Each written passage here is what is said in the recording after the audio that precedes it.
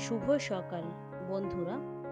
আজকের এই সকাল সকাল আমি রান্নাঘর থেকে ভিডিওটা শুরু করেছি।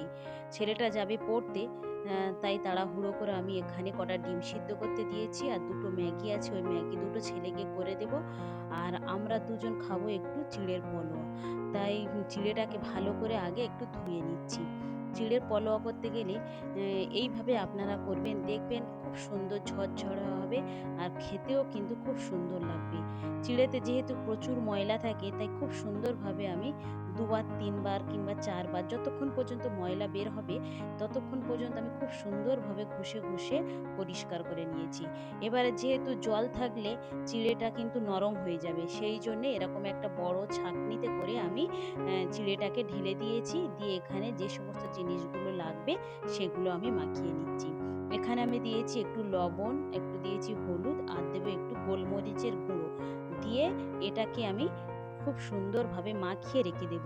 একদম জল ঝরে ঝরঝরে হয়ে যাবে, তারপরে কিন্তু এটা আমি তৈরি করব। আর চিড়েগুলো একটার সঙ্গে আর একটা যাতে না লেগে যায়, সেই জন্য আমি এখানে দিয়ে দিচ্ছি একটু ঘি। আপনারা ঘির বদলে সাদা তেলও ব্যবহার করতে পারেন।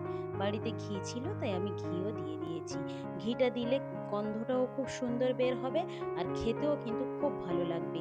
যদি বা এরকমভাবে চিড়েতে প্রথমের দিকে যদি এরকম পর্যায়ে ঘি না দেন, তাহলে কিন্তু রান্না করার সময় অবশ্যই অল্প একটু হলেও ঘি ব্যবহার করবেন।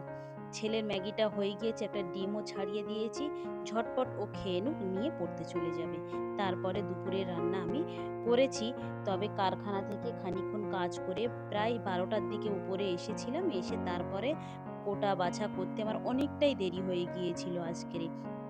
তা আজকের আমি রান্না করব এখানে বিট ভাজা, আর রান্না করব ঝিঙে আলুর তরকারি, আর এই মাংসটা রান্না করব।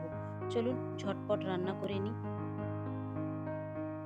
বিটটা হয়তো অনেকে প্রথম থেকেই তেলের উপরে দিয়ে ভাজা করেন, কিন্তু আমি বিটটা যখনই ভাজা করি অল্প করে একটু জল আর লবণ দিয়ে এটাকে খুব সুন্দরভাবে সিদ্ধ করে নিই।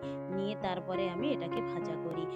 আর এখানে ঝিঙে রান্না করার জন্য কালা জিরের ফোড়ন দিয়েছি, দিয়ে এখানে আমি ঝিঙেটা রান্না করে নিচ্ছি। অল্প একটু আদা রসুন বাটাও দিয়েছি। বিট ভাজা খেতেও কিন্তু খুব সুন্দর লাগে। ভাজার পর একটু মিষ্টি মিষ্টি ভাব আসে না, ওইটা দিয়েই আমার মনে হয় ভাতের অর্ধেক অংশটা খাওয়া হয়ে যায়।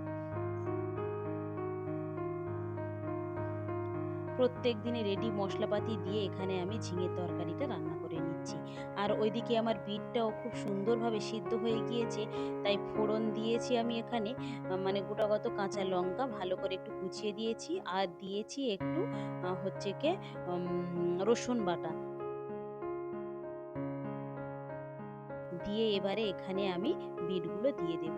আর দিয়ে দিচ্ছি অল্প একটু পেঁয়াজ। আপনারা পেঁয়াজটা নাও দিতে পারেন, কিন্তু আমি একটু দিলাম।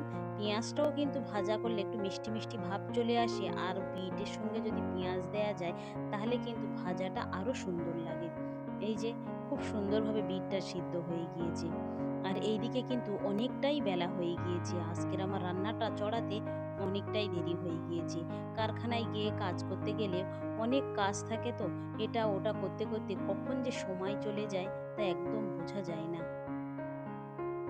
এই যে বিট ভাজার পুরো ফাইনাল লুক। ঝিঙের তরকারিটা হয়ে গিয়েছে, এখানে আমি মাংসটা চাপিয়ে দিয়েছি।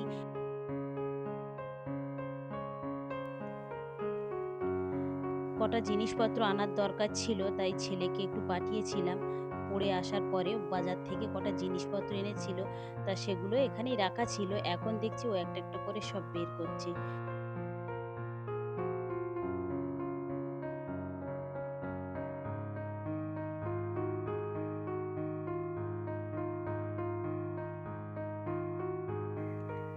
ছেলেটা ওর আব্বুর কাছে ফোন করে বলল যে ওর জন্য একটু বিরিয়ানি নিয়ে আসতে। এই দেখুন বিরিয়ানিও নিয়ে এসেছে, ও খাওয়াও শুরু করে দিয়েছে। ভিডিওটা তাহলে এখানেই শেষ করছি। ভালো থাকবেন, সুস্থ থাকবেন, আর ব্লগটি কেমন লাগলো অবশ্যই জানাবেন। ভালো লাগলে একটা সাবস্ক্রাইব করে দেবেন। দেখা হবে পরবর্তী ব্লগে।